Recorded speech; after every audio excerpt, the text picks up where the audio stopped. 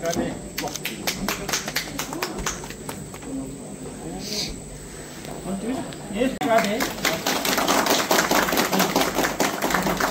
सरकारको विशेष गरेर फिशरिज डिपार्टमेन्टले अहिले एकदमै हाम्रो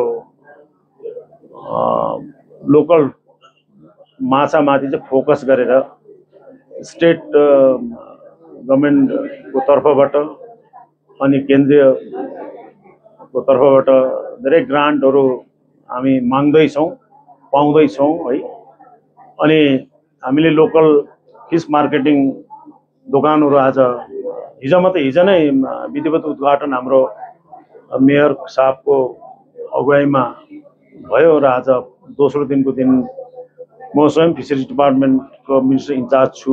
त्यसरी हाम्रो adviser honourable MLA Malli MB प्रधानज्यू हाम्रो साथमा हुनुहुन्छ, त्यसरी मेयर साहब हुनुहुन्छ, अनि हाम्रो काउन्सिलर साहब हुनुहुन्छ, हाम्रो सेक्रेटरी म्याडम हुनुहुन्छ, त्यसरी हाम्रो बिल्डिङ एन्ड हाउसिङको सेक्रेटरी म्याडमहरू पनि आउनु भएको छैन यहाँ। अनि विशेष गरेर अब हाम्रो यहीँको लोकल भेराइटीमा हेऱ्यो भने सबैभन्दा अब टप भेराइटीमा ट्राउटलाई हामीले मान्यता दिएको छौँ। अनि ट्राउट चाहिँ भनेको चाहिँ तपाईँको अब तराई औल खण्ड लो बेल्टमा हुँदैन, यो हाई अल्टिट्युडमा हुने हो है। अनि हाम्रो सिक्किममा हाई अल्टिट्युडबाट पुरा ट्राउटको अहिले फार्मिङ हुँदैछ र अरू भेराइटी माछाहरू पनि जम्मै हाम्रो सिक्किमको यहीँकै लोकल माछा पाल्नेले पुरा अहिले चाहिँ मार्केटिङ गर्दैछ र हामीले हाम्रो गान्तोक जस्तो ठुलो राजधानीमा आज हिजोदेखि हामीले यहाँ स्टल दोकानहरू अफिसियली इनोग्रेसन गऱ्यौँ र विशेष म निवेदन गर्न चाहन्छौँ कि सिक्किमको जति पनि हाम्रो सिक्किमे नागरिकले चाहिँ हाम्रै सिक्किमको लोकल सबै भेराइटीको माछाहरू चाहिँ अब किनेर खाइदिनुपर्छ। अनि अहिले जान्नमा आएको है कि साउथ इन्डियाबाट विशेष माछा चारै दिशा मार्केटिङ गर्छ, जस्तो हाम्रो सिक्किमलाई पनि गर्छ है। तर तलबाट आउनुमा धेरै टाइम लाग्छ। एक अर्को चाहिँ पोल्युसनको कारणले गर्दा साउथ इन्डियाको माछा चाहिँ अब हेल्थको लागि चाहिँ ठिक होइन खानु भन्ने कुराहरू पनि अब सुन्नमा होइन सामाजिक सञ्जालबाट यस्तो कुराहरू सुन्न आउँदैछ र यसमा हामी अलिकति अलर्ट रहनुपर्छ। र विशेष गरेर फिशरिज डिपार्टमेन्ट नयाँ इस्टाब्लिस भएको अब 1 वर्ष पुग्दैछ र सिक्किम सरकारको सम्माननीय मुख्यमन्त्री साहबले को निर्देशनमा पुरा अहिले फिशरिज डिपार्टमेन्टको हामी कामहरू गर्दैछौँ र विशेष सम्माननीय मुख्यमन्त्री साहबलाई हाम्रो फिशरिज डिपार्टमेन्टको तर्फबाट धन्यवाद दिन चाहन्छौँ।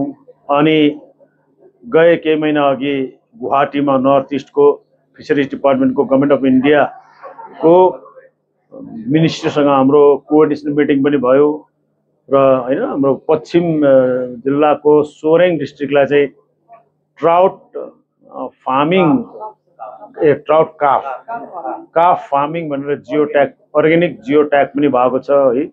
र हाम्रो सिक्किमको प्राय पश्चिम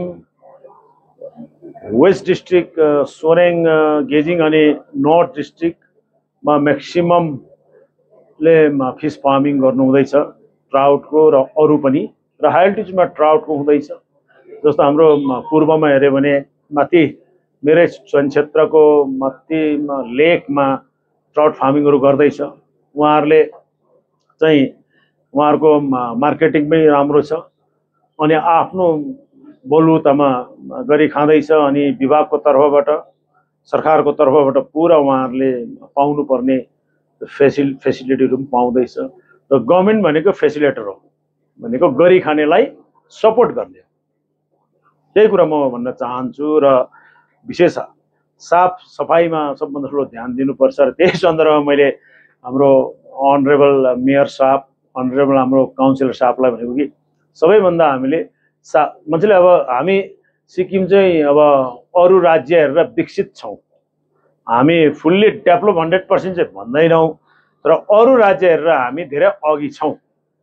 अघि भएको कारणहरू त धेरै छ, त्यो भने पनि लामो हुन्छ है।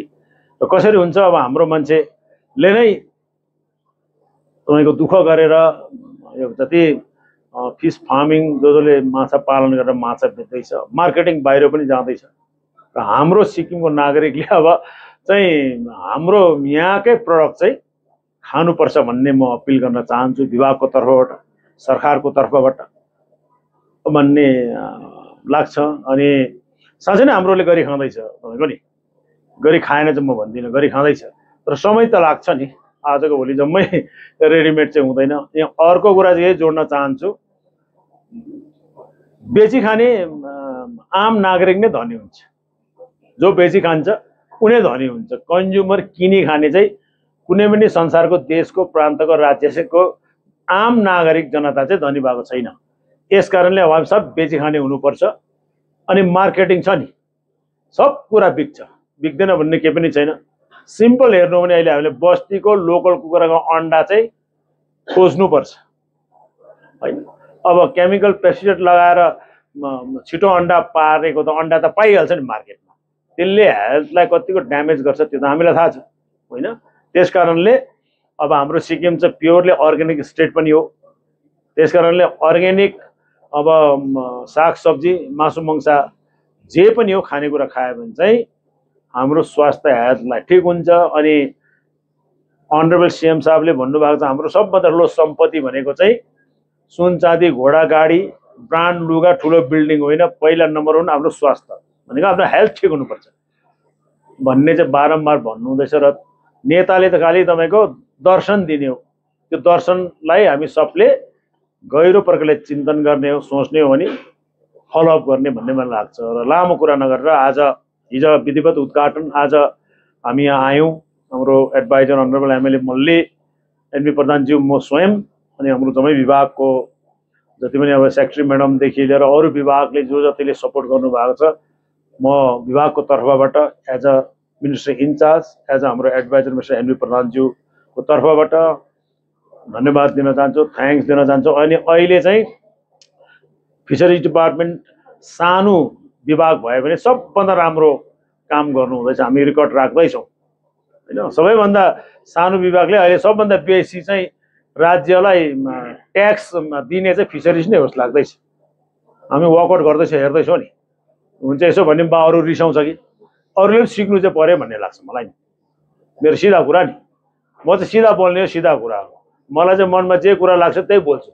अनि मलाई चाहिँ साह्रो कुरा घुमाएर बोल्यो भने चाहिँ बुझ्दिनँ, म चाहिँ सिधा भन्नुपर्छ मलाई, म चाहिँ 1 2 नै हो।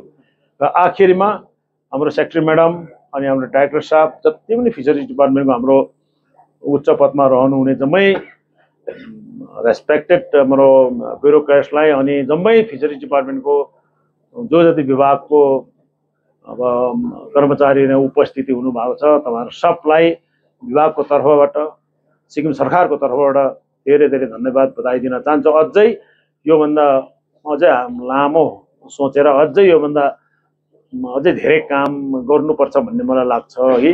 हामी त खालि गाइडलाइन दिने हो, हामी खालि निगरानी राख्ने हो कि काम ठिक भएको छ छैन, गर्ने काम भनेको विभागको हो।